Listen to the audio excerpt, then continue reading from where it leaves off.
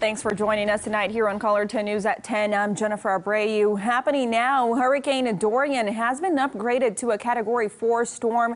Our Ryan Hughes is in Cocoa Beach, Florida with the latest. Good evening from Cocoa Beach, Florida. This, of course, is on the state's east coast between Daytona Beach and West Palm Beach. And tonight, people here are waiting, they're watching, and they're wondering. Florida Governor Ron DeSantis, he issued a state of emergency just the other day for all counties in Florida. And then today, here in Brevard County, Florida, officials declared a local state of emergency to get things ready here. We're told schools will be closed on Tuesday. They're closed Monday because of the holiday, but they're closed Tuesday now as well, and maybe Wednesday. And there are nearly a dozen sandbag locations open in this county, so residents here can get prepared. This is a look of Cocoa Beach right now. You see, even as the sun goes down, there are some people out here enjoying the beach. People are getting ready, and as I mentioned, they are waiting and watching at this point. Reporting on Cocoa Beach, Florida, I'm Ryan Hughes. Now back to you.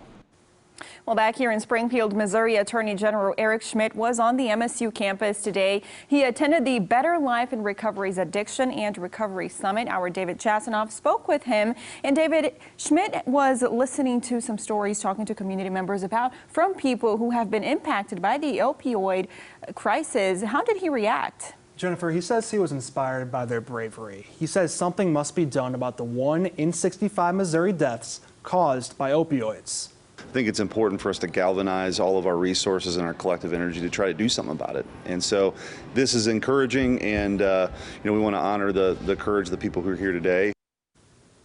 After talking with Schmidt, I met with 2 parents affected by their kids' addiction. I also talked to a student who is currently recovering.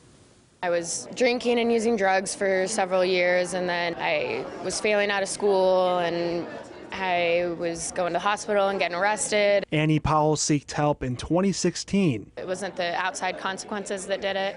It was just that, I didn't have anything to live for anymore. Powell is now 3 years sober. It's incredible. It's hard for me to believe that I've done it. Powell's parents supported her during her recovery process. Father Jack Reed says more parents should be like this. We can't judge too quickly, and we need to look at ways of treating people more with respect and the medical issue versus just putting a label on folks that they're addicts. Reed's son took painkillers in college to recover from elbow surgery. Ultimately got addicted to painkillers as a result of that. Went through rehab a couple of times, really struggled. Reed was patient with his son, and it helped him succeed. Now he's got his degree and working very diligently on improving his life and moving on. Mary Hunt's daughter took Xanax and later heroin. Got in some legal trouble, went to prison for a while. After prison, she went to rehab and is now 16 months sober. I'm so proud of her for not only finally getting through it and going through all that she did, but now helping young people also, that were in her situation. Hunt says people changing their opinion about addiction could save someone's life. They need to realize that it's altered their actual brain, and it takes longer than a couple of days in rehab for them to get better. Hunt says parents should talk with their kids about the dangers of drugs, even if they don't think their child would take any. She says this conversation should happen around middle school. All right, David, thanks. Well, during the month of September, Hy-Vee will be providing free heart health screenings. These will take place inside of Hy-Vee Healthy You mobiles outside of Hy-Vee stores. Dietitians will take a blood sample from a finger prick. With that sample, they will test things like cholesterol and glucose levels. The tests may help identify potential risk factors for chronic diseases or conditions like heart disease, hypertension, or diabetes. The entire screening process typically takes 15 to 20 minutes, and all results will be reviewed and received during the screening. Appointments are first come, first served. Well, tomorrow, the Downtown Springfield Association is joining in the fun to raise money for the Muscular Dystrophy Association. Participating businesses in downtown will be rounding up for MDA. What that means for customers is, for example, if you make a purchase of $20.50, you can round that up to $20, and those 50 cents will be donated to MDA. Downtown's all about community, and it's about us having authentic experiences, and with that we're always willing to reach out and work with great nonprofits and raise money for a good cause. 5 restaurants and 5 retailers are participating in the MDA Roundup. Just look for the yellow MDA flyer in the window. Around the region tonight, we have new information about the investigation into a St. Louis teenager's shooting death. Since April, 10 kids have been shot to death in St. Louis. Police are still working to solve all of those crimes, but today they announced an arrest in one of the most recent killings. This man, 54-year-old Joseph Rennick, is charged with murder. He is being held on a $500,000 bond. Police say he shot and killed 15-year-old Santonio Cox Sunday. Rennick is one of just 2 suspects arrested in the string of murders. Police are still investigating. And a student from Ole Miss has been indicted on capital murder charges in the killing of a fellow Ole Miss student from Kirkwood, Missouri. Brandon Thiesfeld of Fort Worth, Texas, is accused of kidnapping and killing Allie Kostrel.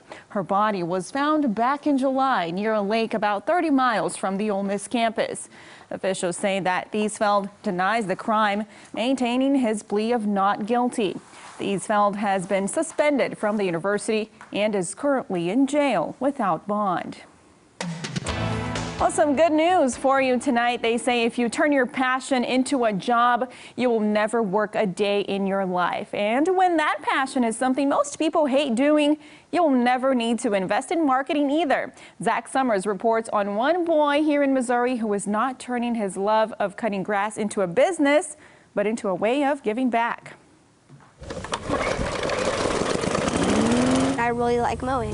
Aiden Carty is obsessed with yard work. It's cool to watch the grass change from really tall to really short. His favorite machine, the weed eater. You can actually see it chopping the stuff. So naturally, when Aiden heard about the 50-yard challenge, he asked his parents to sign him up. I wrote me a little sign that said, I accept the 50-yard challenge. His mom snapped a picture of him holding the sign and sent it to Raising Men Lawn Care Service. That's the organization behind the challenge that champions boys and girls across the country to offer free lawn service to 50 people. He mows for disabled people, vets, elderly, single moms, people that can't or don't have the time. Aiden is just one of 5 kids in Missouri and 9 in Kansas participating in the challenge. The 5th grader accepted the call to action earlier this month. His most recent task was removing tree debris and mowing overgrown grass at the home of a senior citizen. There was a whole bunch of snakes slithering around the yard. His mom, Sabrina, says Aiden has always been thoughtful. I'm just very proud of him because he keeps asking me, Mom, is there anybody that needs my help? The 10-year-old has 2 yards on tap next week. He's hoping his desire to help others inspires his peers to do the same. To get kids that spend time indoors playing on their Xbox or phones, to go outside and actually be interactive with nature, actually be outside. Inspiring all of us, not just kids, to be in nature and be outside. And that was Zach Summers reporting. Aiden says he hopes to one day own his own lawn service business. Well, let's check in with Beth now with our weather here. When can we expect this rain to let up? Over the weekend, maybe, Beth? Yeah, there's been a lot of green grass because we've had so much rain this summer season. So maybe Aiden can come mow some of the lawns here in the Ozarks. We'll keep the rain chances through the day tomorrow. We'll talk about that. We'll have your Labor Day forecast, and I have an update on Hurricane Dorian. We'll do that in a few minutes.